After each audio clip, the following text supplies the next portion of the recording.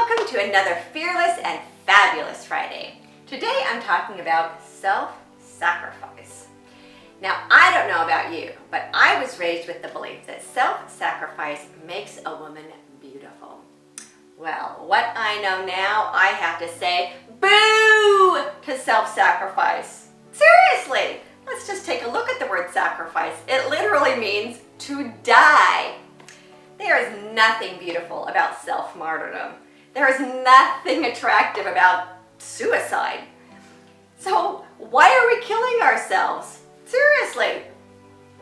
The thing about self-sacrifice is that we literally have this belief out there in the greater consciousness that we as women need to give ourselves to death.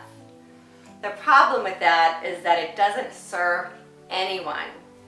When you give yourself to death, there's nothing that you can give anyone else because you're giving from a space of depletion.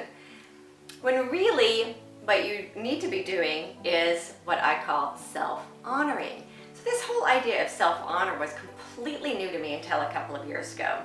Honor was always something I gave my parents, I gave the religious leaders, I gave my husband, I gave the military, I gave other people. Never crossed my mind that it was something I needed to be giving to myself.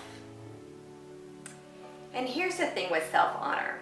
When you give from a space that is honoring first of yourself, then when you give to others, you're giving from the overflow. Now, being self-honoring doesn't mean to be selfish. It doesn't mean to give to yourself at the expense of other people. It means understanding that you're giving to yourself first and that then you're able to give with gratitude to other people.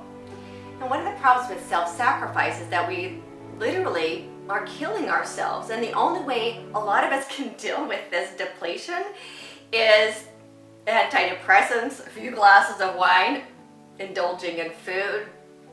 And what a lot of women end up doing is screaming and taking out this depletion on the people that we love the very most. Which is why I say, if you're sacrificing yourself, stop! Don't do it. It is not beautiful, it is not redeeming, and it doesn't serve anybody. It doesn't serve you, it doesn't serve your family, and it doesn't serve any of the people you're here to serve. Instead, give from self-honor and give to yourself first. When you give from self-honor, you're literally giving of service rather than giving out of servitude. Servitude is self-sacrifice. It's literally giving bits and pieces of you away at your own demise and at the expense of those who you love the most. You can tell the difference by the way it feels. Now, self-sacrifice, whether we realize it or not, it's one of those misperceptions we've been running up against. Self-sacrifice is actually based in fear. Fear. You heard it. We all have this misperception that self-sacrifice is based in love, and it really is based in fear.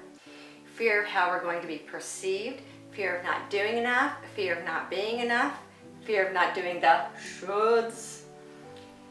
Instead, if you're giving from a place of self-honor, you're giving from the space of love. When you're giving out of self-sacrifice, what you receive in return for making that self-sacrificing choice is feelings of regret and anxiousness and resentment. And those are all fear-based feelings. When you give from a place of self-honor, what you feel in return is joy and fulfillment for knowing that your time and your energy made a difference in other people's lives. And you're listening to yourself and saying no to those things that don't serve you and saying yes to those things that do serve you. Now, of course, my recommendation is to always make choices that are based in self-honor rather than self-sacrifice. Ultimately, that choice is up to you. When you choose to make self-sacrificing choices, you also choose the consequences that come with them. When you choose choices that are based in self-honoring, you also receive the rewards that come with that. The choice, of course, is always up to you. Now, again, if you love this video and you like what I have to teach, please share this with your friends.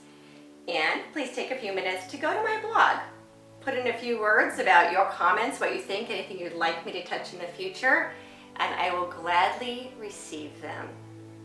Until next time, get bold, be courageous, and live vivacious.